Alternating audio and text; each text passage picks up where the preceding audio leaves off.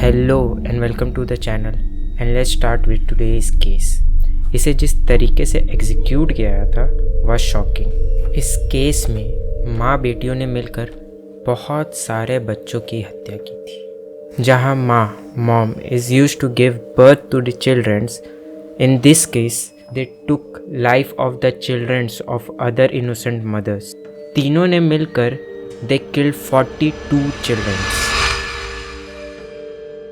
Hello, this is Snowy and let's dive deep into the case of Anjana Bai, Seema Gavit and Renuka Shinde, the Gavit sisters.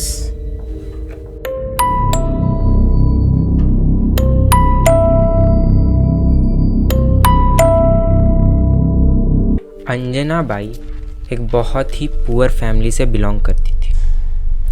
उनके family के बारे में कुछ ज़्यादा information तो नहीं है, बट बहुत ही कम उम्र में उन्होंने अपना घर छोड़ दिया था और अपना गुजारा करने के लिए वो शुरू से ही चोरियाँ वगैरह करती थी।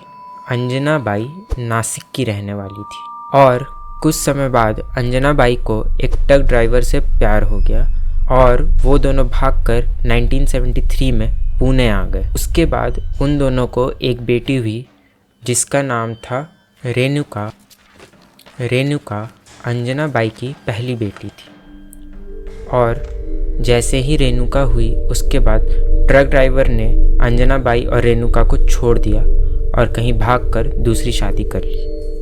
अंजना बाई को शुरू से ही चोरी करने की बहुत आदत थी, तो अंजना बाई ने चोरी करना नहीं छोड़ा। ऑब्वियसली उसकी और उसकी बेटी का पेट पालने के लिए उसे कुछ ना कुछ करना ही पड़ता। ऑल्दो पुणे एक बहुत ही महंगी सिटी है, बट अंजना बाई कुछ और भी काम कर सकती थी, बट उसने चोरी करना ही सही सोचा और वो छोटी मोटी चोरियाँ करके अपनी और अपनी बेटी का पेट पाल रही थी। और शुरू से ही अंजना बाई ने रेणुका को भी इन चोरियों में इन्वॉल्व किया। वो खुद तो चोरी नहीं करती थी, रेणुका खुद चोरी नहीं करती थी, बट वो चोरियों में इन्वॉल्व रहती थी। कैसे इन्वॉल्व रहती थी वो मैं कुछ समय बाद आगे एक्सप्लेन करता हूँ। 1975 अंजना बाई ने दूसरी शादी कर ली, इस बार एक रिटायर्ड सोल्जर से जिसका नाम था मोहन गवित। और उसके बाद अंजना बाई की दूसरी बेटी हुई जिसका नाम था सीमा गवित। और उसके बाद भी अंजना बाई की चोरी करने की आदत नहीं गई और जब तक अंजना बाई की मोहन गवित से शादी हुई तब तक अंजना बाई और उसकी बड़ी बेटी रेणुका का नाम बहुत ख़राब हो चुका था पूरे शहर में। सब लोग उन्हें पहचानने लगे थे और पुलिस भी उनके पीछे पड़ी हुई थी।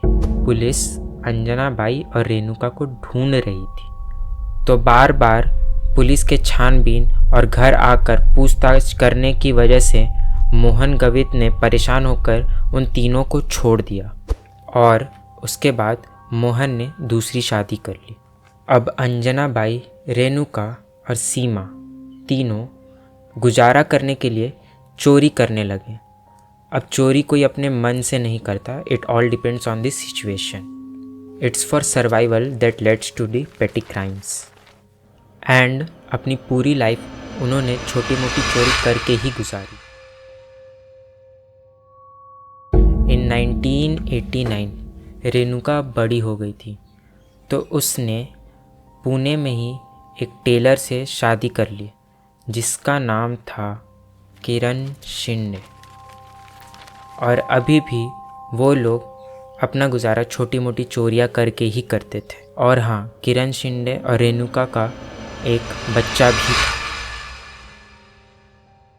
अब 1990 में चतुर्श्रृंगी टेम्पल जो कि पुणे में है, रेणुका अपने बच्चे के साथ वहाँ गई और जो श्रद्धालु वहाँ दर्शन करने आए थे उन्होंने कुछ देर बाद नोटिस किया कि सबके पर्स वगैरह गायब होने लगे हैं।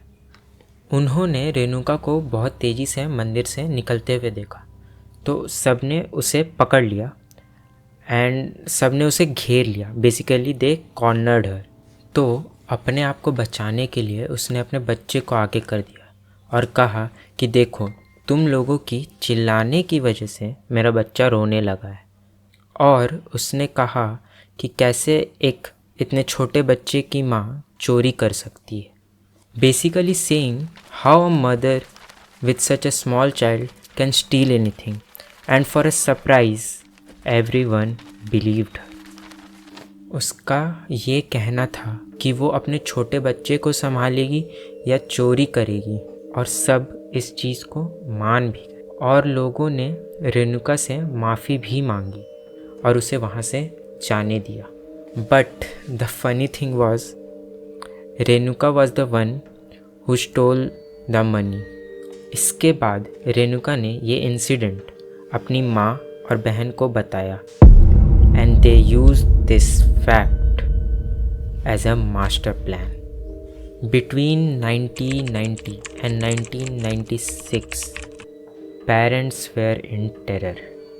वो अपने बच्चों को अपने आँखों से दूर नहीं होने देते थे और ना उन्हें कहीं खेलने जाने देते थे, क्योंकि इन 6 सालों में 40 बच्चे या तो गायब हो गए थे या मारे जा चुके थे। ये बच्चे ज़्यादातर भीड़ भाड़ वाले इलाके से चुराए जा रहे थे, जैसे कि पुणे, ठाणे, कल्याण, कोल्हापुर और नासिक।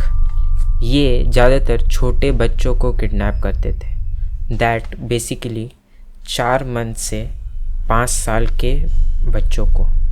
और ये ऐसे बच्चों को किडनैप करते थे जिसके माँ बाप या तो गरीब होते थे या वो बच्चे अनाथ होते थे, और जिनके माँ बाप पुलिस कंप्लेन नहीं कर सकते थे। Basically they can not complain to the higher ups. और 40 में से कुछ केसेस में माँ बाप ने कंप्लेंट्स भी नहीं लिखवाई थी। और इन तीनों को बच्चों को उठाने में, किडनैप करने में रेणुका का पति किरण शिंदे, वो भी इन तीनों की मदद करता था। वैसे तो इन लोगों ने बहुत सारे बच्चों को किडनैप किया था, बट इनका पहला विक्टिम था कोल्हापुर से। इनका पहला विक्टिम था एक भिखारी का बेटा, जिसे रेणुका ने जुलाई 1990 में उसे अगवा किया था, और फिर वो उसे कोल्हापुर से पुणे लेकर आए और उसका नाम दिया संतोष। संतोष अभी 6-7 महीने का ही था। इन अप्रैल 1991 ये तीनों संतोष को लेकर महालक्ष्मी मंदिर गए, क्योंकि अप्रैल के महीने में यहाँ बहुत सारे अमीर लोग पूजा करने आते थे। तो ये तीनों वहाँ गए और रेणुका और सीमा चोरी करने लगी, और अंजना बाई संतोष को लेकर सीढ़ी के पास खड़ी थी। बट चोरी करने के कुछ देर बाद ही सीमा पकड़ी गई और सीमा के पास लोगों की भीड़ जमा होने लगी। तो ये देखकर अंजना बाई ने संतोष को यूज़ करने का सोचा। उसने संतोष को बहुत ही ज़्यादा ज़ोर से सीढ़ियों से नीचे फेंक दिया, जिसके वजह से संतोष रोने लगा और सारे लोगों का ध्यान संतोष की तरफ चला गया, जिसके वजह से सीमा वहाँ से बच निकली। और क्योंकि संतोष बहुत ज़ोर से नीचे गिरा था तो उसे बहुत ज़्यादा चोट भी लगी थी और उसका खून भी बह रहा था, और वहाँ बहुत भीड़ भी जमा हो गई थी। बट एज इट्स इंडिया, भीड़ तो जमा हो जाती है बट कोई मदद नहीं करता। और इसका फ़ायदा उठाकर तीनों वहाँ से भाग ही रहे थे कि अचानक अंजना बाई के दिमाग में एक ख्याल आया कि अगर किसी ने इस बच्चे को पुलिस के हवाले कर दिया, गलती से भी इस बच्चे को पुलिस के हवाले कर दिया, तो पुलिस ट्रेस करके इन तीनों तक पहुंच सकती है और ये तीनों पकड़े जा सकते हैं। तो अंजना बाई ने वापस जाकर संतोष को पैर के बल उठाया, और वहाँ पास में एक पोल था जहाँ अंजना बाई ने संतोष का सिर पकड़कर उसे बार बार उसी पोल पर मारती रही जब तक संतोष मर नहीं गया। और लोग वहाँ बस खड़े रहकर देख रहे थे। पुलिस का ये कहना था कि लोग वहाँ खड़े होकर वड़ा पाव खाते हुए ये इंसिडेंट देख रहे थे। किसी ने ना पुलिस को बुलाया, ना फ़ोन कॉल किया और ना उन तीनों को किसी ने रोकने की कोशिश की। बस खड़े खड़े देखते रहे और उसके बाद वो तीनों वहाँ से भाग गए। इस तरह के शैतान थे वो तीनों। I swear, who does that to a 1 year old kid? 1 साल का बच्चा था वो। इन लोगों को किसी से कोई फ़र्क नहीं पड़ता था। ये लोग बस बच्चों का इस्तेमाल जब ये चोरी करते हुए पकड़े जाते थे तो बचने के लिए करते थे, और काम ख़त्म होते ही ये बच्चों को मार कर फेंक देते थे। ये लोग बच्चों का किडनैप करते, उनसे काम निकलवाते। जब इनका काम ख़त्म हो जाता था तो वो इन बच्चों को मार कर फेंक देते थे, और जब बच्चे रोने भी लगते तब भी वो उन्हें मार देते थे। ये लोग किसी के बारे में नहीं सोचते थे, not even their parents, not even the child. How a persons heart can allow this thing, I don't know. And the another gruesome murder was of a 2-year girl named Gauri. इन लोगों ने पहले उसे पैर के बल लटकाया और उसके सिर को दीवार पर मारा, बहुत बार मारा, और जब वो मर गई तब उन लोगों ने उसे काट कर एक बैग में डाल दिया, और उसी बैग को लेकर ये तीनों मूवी देखने चले गए। मूवी देखते समय वो बैग इन लोगों के पैर के नीचे ही था। उसी जगह वो लोग खा रहे हैं, पी रहे हैं और मूवी देख रहे हैं। It's just disgusting. उसके बाद जब ये तीनों वहाँ से निकले तब उन्हें याद आया कि ये बैग उनके साथ ही है, तो वो लोग वहाँ के एक लेडीज़ वॉशरूम में गए और वो बैग वहीं छोड़ दिया। जैसा कि मैंने पहले कहा, 1990 से 1996 के बीच में पेरेंट्स इन्हीं चीज़ों की वजह से अपने बच्चों को अपने आँखों से दूर नहीं होने दे रहे थे। उन्हें डर था कि कहीं अगला बच्चा इन्हीं का तो नहीं होगा। ये तीनों और रेणुका का पति किरण चारों खुले आम आज़ाद घूम रहे थे।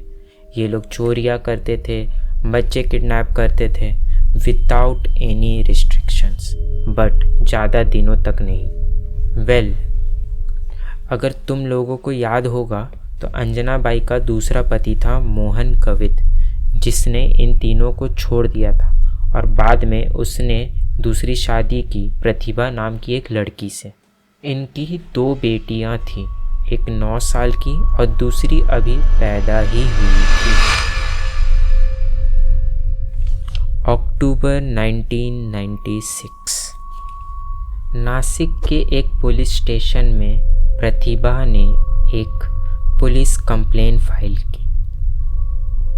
उसकी 9 साल की बच्ची, जिसका नाम क्रांति था, उसका अपहरण हो गया था और इनका शक उन तीनों पर ही था, अंजना बाई, रेणुका और सीमा।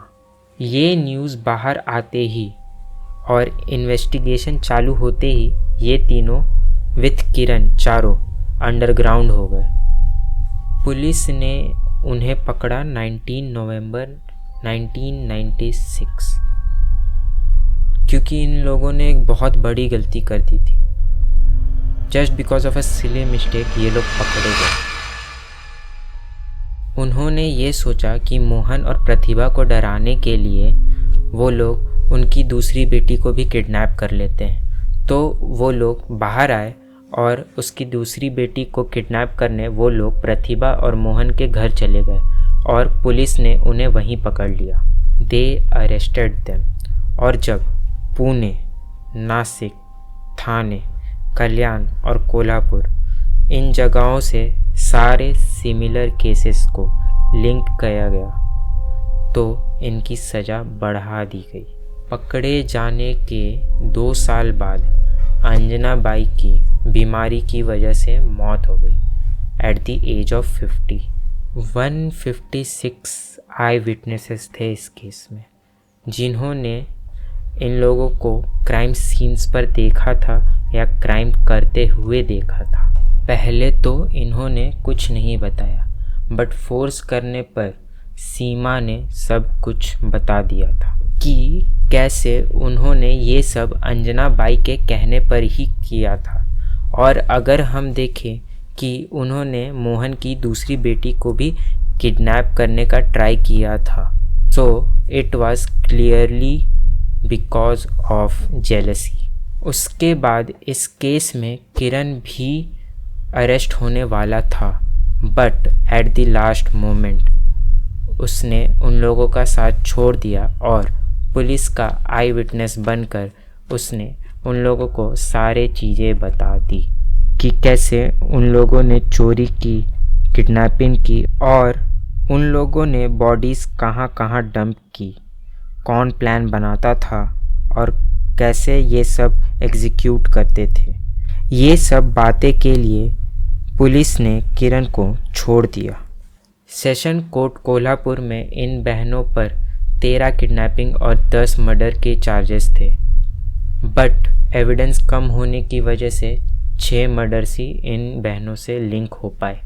बट स्टिल ऑन 31 अगस्त 2006 सुप्रीम कोर्ट ने इन दोनों बहनों को डेथ सेंटेंस सुनाई। Everyone was happy, but as you all know this is India. ये केस कोर्ट में बहुत लंबा खिंचा और सीमा और रेणुका जब जेल में थे तब उन्होंने मर्सी पिटीशन फाइल कर दी और उन्होंने कहा कि फांसी को लेकर सोचने की वजह से उनकी मेंटल हेल्थ और ख़राब हो रही है। और ये केस चला 12 जनवरी 2022 तक, जहां हाई कोर्ट ने इनकी डेथ सेंटेंस को लाइफ इम्प्रिजनमेंट में चेंज कर दिया। No one was happy about this, but तुम्हें क्या लगता है, क्या ये सही था या गलत? सो इसी के साथ गवित सिस्टर्स का केस यहीं पे क्लोज होता है। So I will see you soon with another case study. Bye bye.